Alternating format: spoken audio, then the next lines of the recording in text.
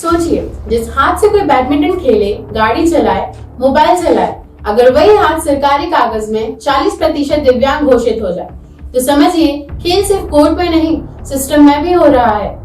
हम बात कर रहे हैं भोपाल के PHE विभाग के EE ब्रजराज सिंह सेंगर की। भोपाल के लोक स्वास्थ्य यांत्रिकी PHE विभाग में कार्यरत कार्यपालन यंत्री EE ब्रजराज सिंह सेंगर पर आरोप है कि उन्होंने वर्ष 1993 में नौकरी ज्वाइन करने से ठीक पहले फर्जी दिव्यांग प्रमाण पत्र का सहारा लेकर सरकारी सेवा पाई।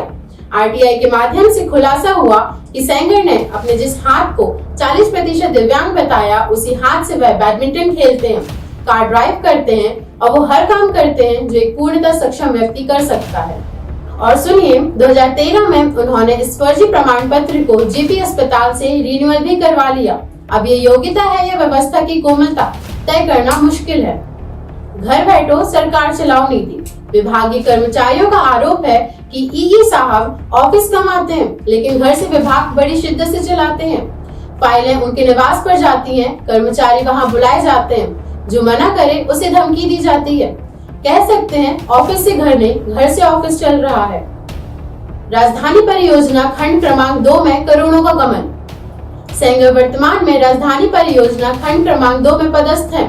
आरोप है कि उनके कार्यकाल में कई टेंडरों और भुगतान में करोड़ों की गड़बड़ियां सामने आई हैं।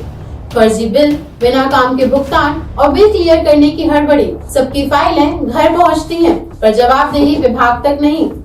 जांच शुरू, लेकिन अंजाम तय है। वरिष्ठ अधिकारी कहते हैं जांच करेंगे, रिकॉर्ड मंगवाएंगे, कार्रवाई करेंगे, लेकिन वही पुराना सिस्टम। कुछ दिन जांच चलेगी, फिर फाइलें ठंडी अलमारी में चली जाएंगी और अफसर फिर से ठंडी छांव में मजे करेंगे। सबसे बड़ा सवाल, क्या सिस्टम सो रहा है या जानबूझकर आंखें मूंद रहा है? अब RTI के जरिए आम नागरिक सच्चाई उजागर कर सकते हैं। तो क्या आप विभाग खुद नहीं देख पा रहा है कि बैडमिंटन का चैंपियन कैसे दिव्यांग बना? जब बेरोजगार डिग्री लेकर दर दर भटकते हैं और कोई फर्जी दस्तावेजों से सरकारी वेतन पाता है, तो यह सिर्फ अपराध नहीं, सरकार के भरोसे पर तमाचा है। क्या ऐसे मामलों पर सिर्फ जांच से काम चलेगा या अब सिस्टम को भी इलाज की जरूरत है? कमेंट करिए, शेयर करिए, ताकि झूठ का ये ढांचा ढहे और ईमानदारी की नींव मजबूत हो।